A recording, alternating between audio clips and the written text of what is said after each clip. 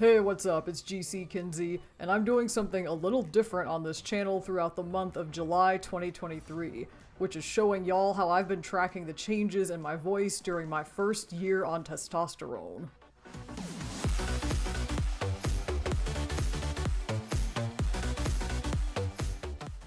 I started T on June 24th, 2022, which means I just recently hit my first anniversary, or traniversary if you will. And all throughout that first year, I worked on a fun little project to track the changes in my voice.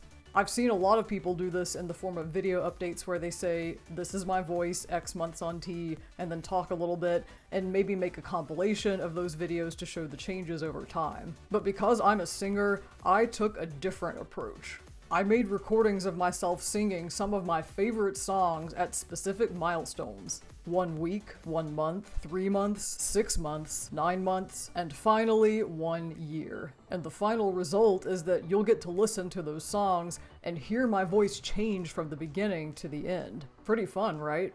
I don't see nearly as many people tracking their singing voice changes as I see tracking their speaking voice changes. So I hope this project can serve as a resource for any singers who are considering going on testosterone, or any vocal coaches, healthcare providers, researchers, educators, etc. who work with the trans and non-binary community. One of the reasons it took so long for me to figure out whether T was right for me was my singing voice. I obviously had a lot of voice dysphoria and wanted my voice to change, but when you're a singer and your voice is your instrument, change is going to be scary, no matter how desperate you may be for it. And when there's just not as much information out there as you wish there were about how trans singers specifically might experience voice changes on T, that makes it even scarier. But I did what I could. I consumed every bit of the small volume of information that did exist from trans singers describing their voice changes while on T. I even looked up resources intended to help cis boys sing through puberty, because really, puberty is puberty, right? Whether it's endogenous like a cis boy's or exogenous like mine. And I listened to a lot of recordings from Michael Jackson, who was working full-time successfully as a singer before, during, and after puberty, and paid attention to how he sang through it. One thing I learned is that for a lot of trans and non-binary folks on T, especially the ones who start as adults like I knew I would have to, their voice changes tended to happen more quickly than those of a cis boy going through puberty during adolescence. On average, voice changes during a transition involving testosterone tend to happen from about 3 months to 2 years in, with many people reporting the bulk of those changes from about 6 months to 1 year. But for cis boys going through their endogenous testosterone puberty, voice changes tend to happen quite a bit more slowly, from around age 11 to 12 to around age 16 to 18. And I remember from my own adolescent years that the bulk of those changes happened for most of my classmates from around age 13 to 16. So in light of that, I thought, is there value for a singer in that longer time frame? Does it help you learn to adjust to the way your voice is changing if you have more time to get used to the different stages? I'd heard about how some people transitioning with T, particularly non-binary people, would sometimes take lower doses than average to help the changes happen more gradually, and I wondered if that was worth considering for myself, not only as an NB, but even more so as a vocalist. So when I had my first appointment with Planned Parenthood about starting T, I talked with a nurse practitioner about both my desires and concerns as a singer. And what I learned was that, unfortunately, voice changes tend to be some of the most unpredictable changes that healthcare practitioners see in their patients transitioning with testosterone. So I had to assume that risk for the reward of the deeper voice I'd always wanted. But I could also give my voice its best chance of changing in a way that would work for me as a singer by taking a lower dose, monitoring my voice changes carefully, continuing with my training, and contacting Planned Parenthood if anything started to sound or feel wrong, like sudden vocal pain or loss of control. So even though that unpredictability factor was still intimidating, I said, let's do it, because I had this low-dose plan to try to mitigate the risks as much as possible. And if worst came to worst, I had already made all the pre-T voice recordings I wanted to make. But the biggest deciding factor was that I knew my voice dysphoria would only keep getting worse if I didn't take this step. So I started on my tiny baby dose, kept voice training every day, and hoped for the best. And now, a year later, I am extremely pleased to report that things have been going really, really well. Almost suspiciously well. Like, when do I ever get this lucky when I take a risk? My voice changes on low-dose tea have indeed been very gradual, very steady, and very easy to sing through. And singing has only gotten more and more fun with every month on tea. Outside of the milestone recordings I made for my voice tracking project, I also just spent a lot of time in the studio recording myself singing a bunch of my favorite songs. You can check out my post-tea voice recordings playlist if you want to listen to those. They're posted in the order of recording and labeled with how many months I'd been on tea when I made each one.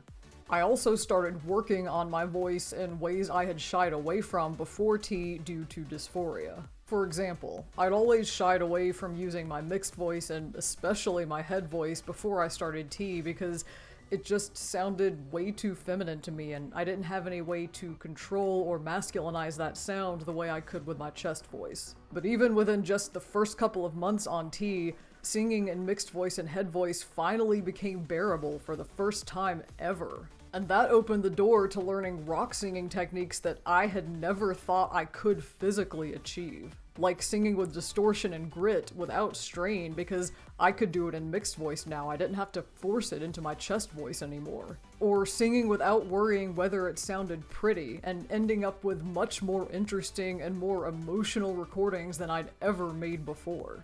And the whole time, I just kept thinking about the 12-year-old me who was obsessed with the male-fronted alternative rock bands and pop boy bands of the late 90s and early 2000s, trying to sing along to their music and not yet understanding on any conscious level why I wished so much that I could sound like them.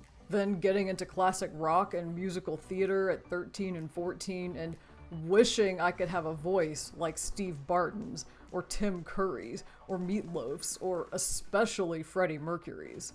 Thinking to myself when I suddenly went from soprano to contralto in middle school, oh my god, this is so cool, my voice is changing like a boy's. But at the same time thinking, ugh, I still can't hit those lowest notes in my favorite Third Eye Blind songs, or those G2s in Music of the Night, and too bad I'm a girl and never will.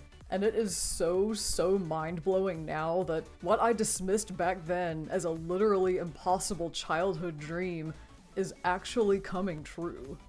Anyway, before I start crying tears of gender euphoric joy on camera, I want to wrap up by telling you what you can expect to see on the channel this month. I have 4 different types of voice tracking videos coming your way.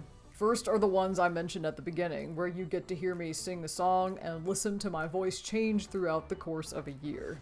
Second are the same kind of videos, but with poems instead of songs, because I thought, may as well track my speaking voice changes too, and why not do it in a fun way? So you'll get to hear me read works from some of my favorite poets, as well as a few poems I wrote myself.